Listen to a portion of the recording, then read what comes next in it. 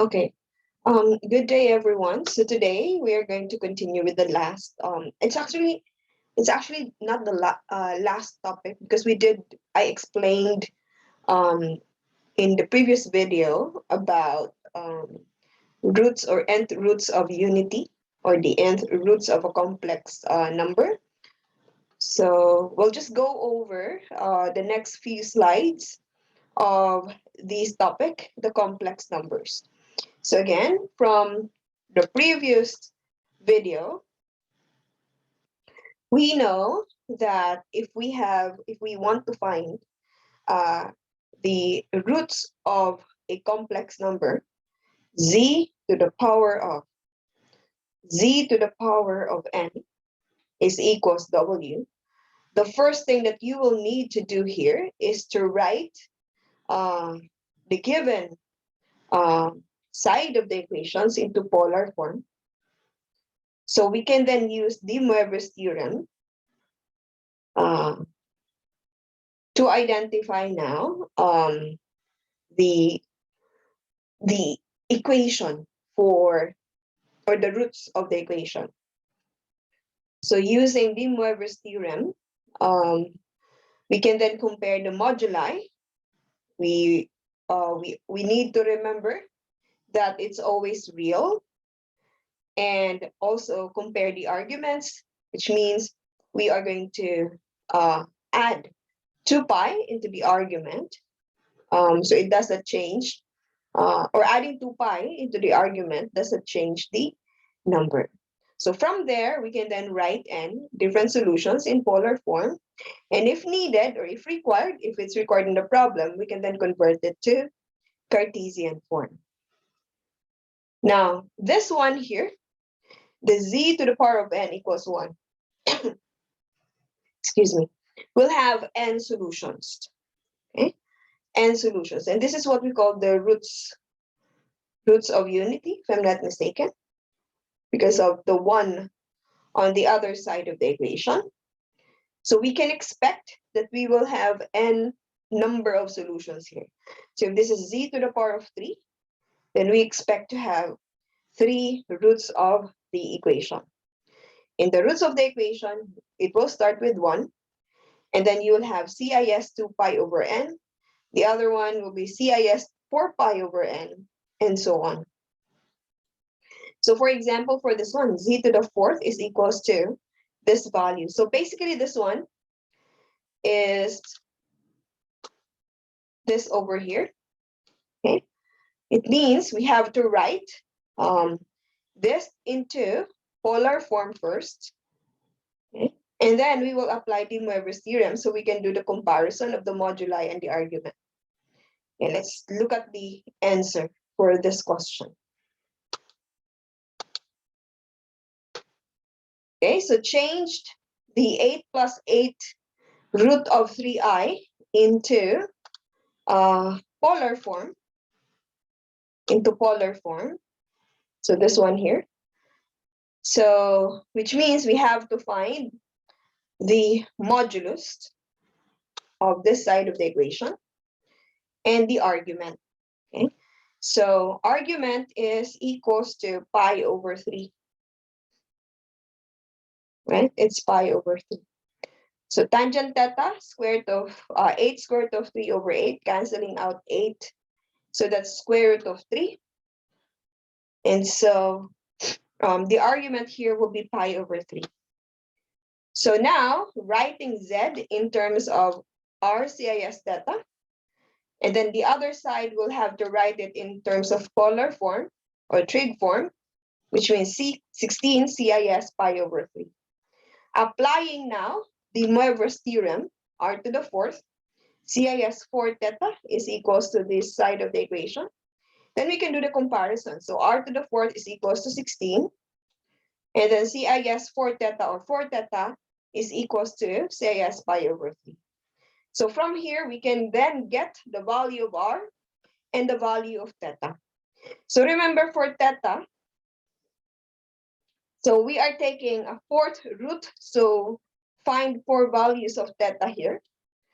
So which means all we need to do for the next value is we add 2 pi to get the next one.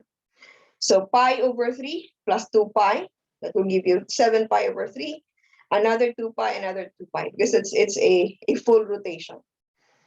And then dividing, because this is 4 theta, dividing this side, dividing it by 4 will give us pi over 12, 7 pi over 12, and so on.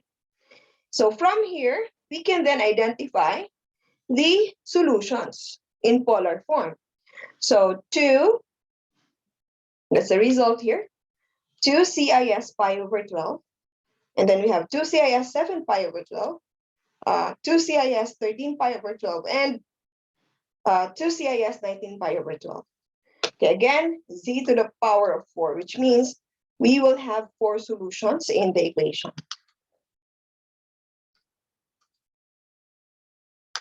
Okay. Also, I explained this one in the previous video. Y is equals to 2 cosine theta if we are adding EI theta. Remember, RCIS theta is equals to EI theta here. Okay? So therefore, if we are adding EI theta is just equals to cosine theta plus I sine theta. So this one over here, cosine theta plus I sine of theta. Okay, and then we have plus, this is e to the negative I theta. So that would be cosine theta minus I sine of theta. So if we are to expand this one, the I sine of theta will cancel out. And so therefore we have cosine theta plus cosine theta will just give us 2 cosine theta. Okay, so same also for this one. Okay, so it cancels cosine theta and cosine theta if it's subtraction. Okay, so here, that basically is the derivation of the trigonometric identities using complex numbers. So in the first few slides here, and the first slide for this part of the file for complex number, you're asked to do multiplication of Z1, Z2. Just remember that if you will do multiplication, you are multiplying the modulus and adding the conjugate, I mean the argument.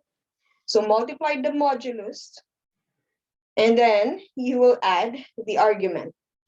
If you are to do division of complex numbers here, so if it is division, you will divide the modulus, the moduli, and then you will subtract the argument.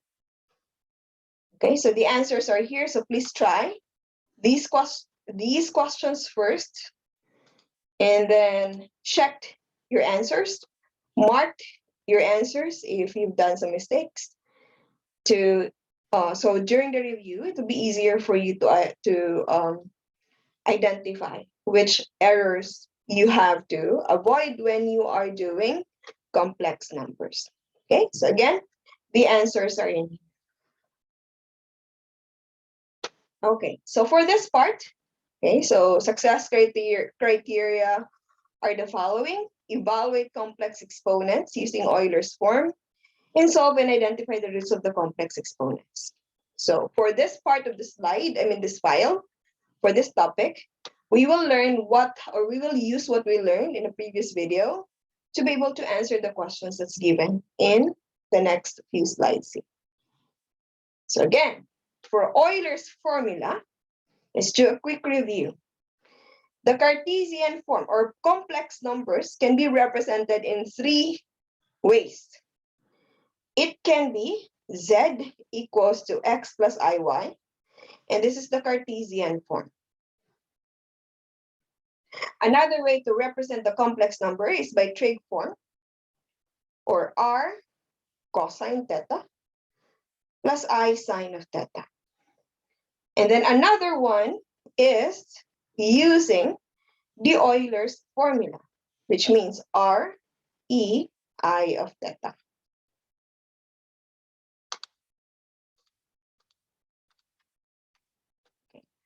So, for example, for this one, find the cube roots of z is equals to -8 plus 8i. So from the term itself, cube roots, meaning we have to find z to the power of 3 is equals to -8 plus 8i. Okay, and then, so again, we have to transform this into trig form or polar form, and then use De Moivre's theorem. So follow the steps given in solving nth roots of complex numbers. So this one here, find the six roots of z. So six roots of z. So meaning z to the power of 6 is equals to -64. So transform this one into polar form or trig form. And then this one here can be represented as RCIS of theta. Then open close parenthesis, and you have to put the power there. And then apply De Moivre's theorem. Okay. So do these two questions and then check your answer. Here, change this to trig form, and then you will be able to find the roots there. The same also for this one, right? So change that one into a trig form. Okay, trig form. So these are the things that you need to remember. So because it's sine and cosine are periodic in nature. So if R1 CIS theta is equals to R2 CIS theta, then R1 is equals to R2, and theta 1 is equals to the next angle will be theta 2 plus 2k pi. Okay? Just replace k here with 0, 1, 2, 3, and so on. Okay. So again, cosine 2k pi, so nth roots of unity, 2k pi over n plus I sine 2k pi over n. Okay, so k can be 0, 1, 2, 1, 2, and so on. Or if it is in degrees, the roots can be 360k over n plus I sine 360k over n. This is in terms of degrees. Okay, so which means if k is equals to 0, of course, this will be 0 here. Cosine 0 plus I sine 0. Okay. If it is 1, so this becomes cosine 360 over, say, whatever n is. Okay. So 360 times 1, so that's 360. So in this question here, just need to identify which is equivalent to z equals to 2 CIS negative pi over 3. Okay, so which of these four here? So just remember that for theta 1, it's equals to theta 2 plus 2k pi for some integer k. Okay. You can check it here. That's the answers.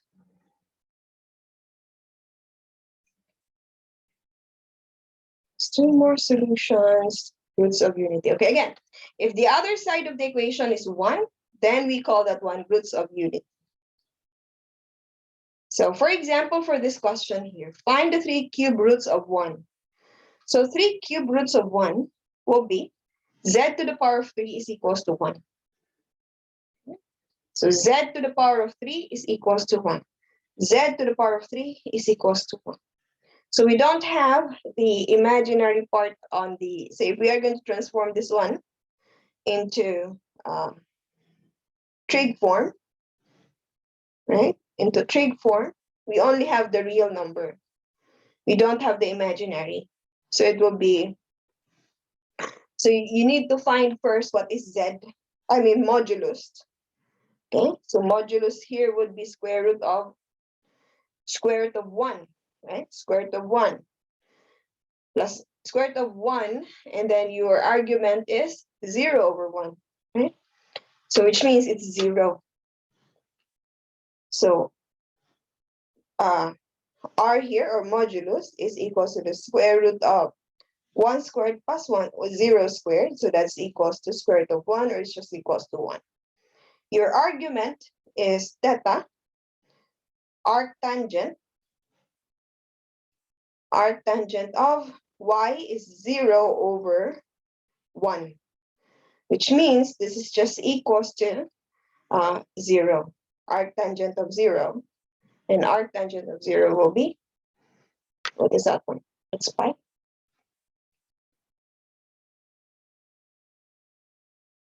CIS 0, come on.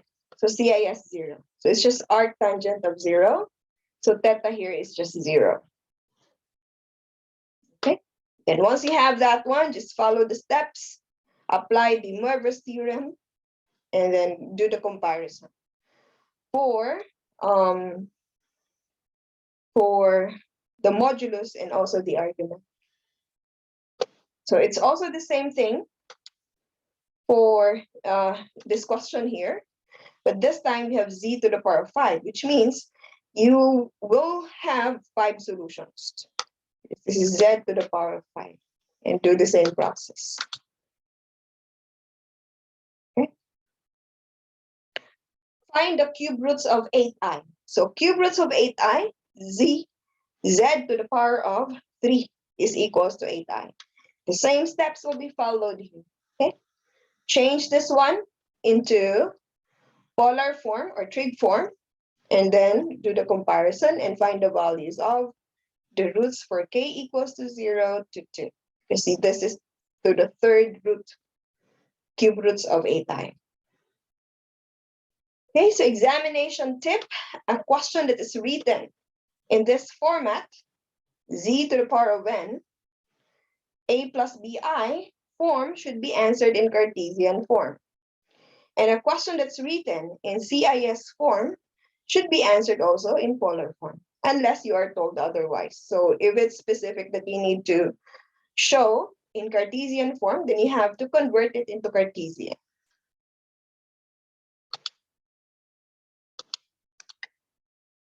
Okay, so please do the Oxford questions and the Cambridge questions as well. That's 15i in Cambridge.